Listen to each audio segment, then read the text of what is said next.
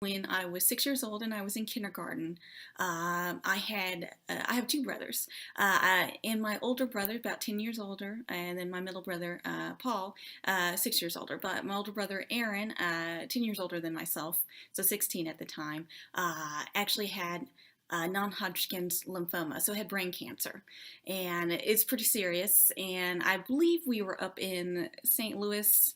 One thing about my eldest brother is and he's passed away now, but he was a super smart guy who liked to read.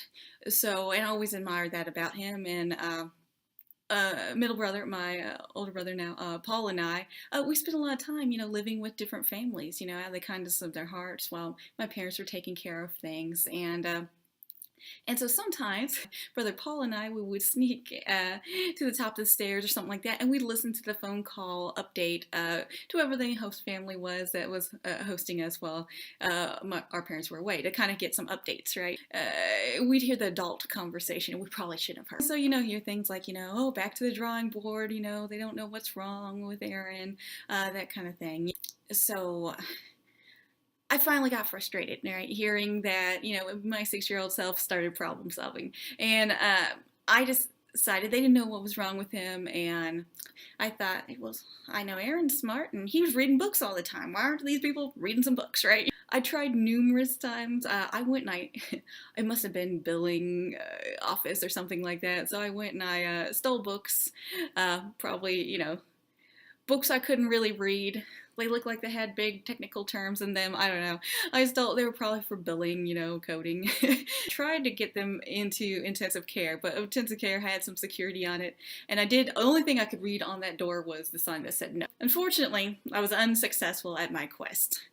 And thus the act of kindness from the stranger comes in. I was very frustrated because I felt like this was my job. I was trying to help my big brother, and I see these group of people with white lab coats on, and I see this older gentleman who is leading the group around, talking, explaining things. I'm like, there are all these doctors, and they were going in and out of the secure area, that I couldn't get into, that with the sign that said no something.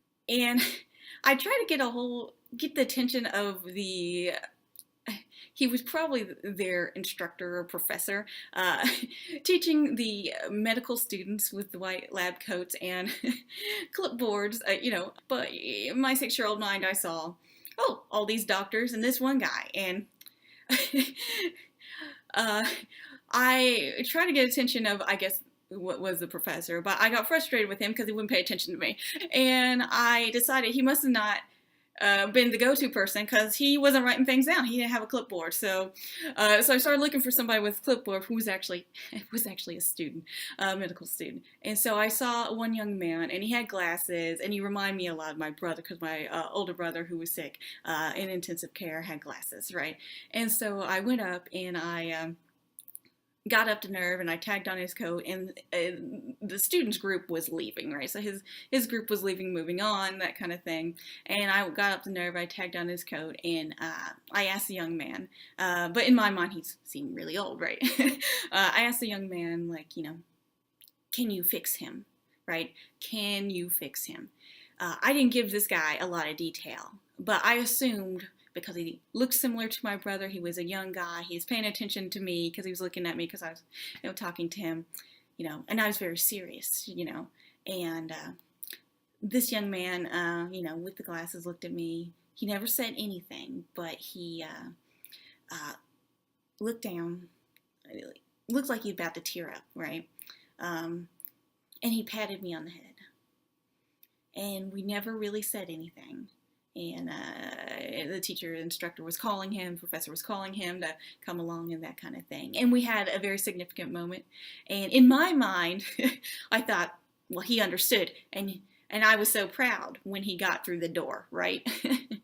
And my brother did pass away later, and it took me many years later to figure out that, this was an actual student, this wasn't an actual doctor, but in my mind, this guy was. And so he was, a doctor in training, or who knows what this guy's doing now. To this day, that moment sticks out in my mind. And I was very young, but it's still very significant to me. And, I wonder if that guy ever did become a doctor. And it gave me a lot of hope because, I saw that compassion from another person, even though there was no words exchanged. And in my mind, I did that quest that I was hoping to do, and he helped me do that. He got through the door. I couldn't get through, though I tried so hard. Right. And so, that moment really sticks out in my heart. And if you're out there, I hope you're doing wonderful things. So thank you so much for that moment.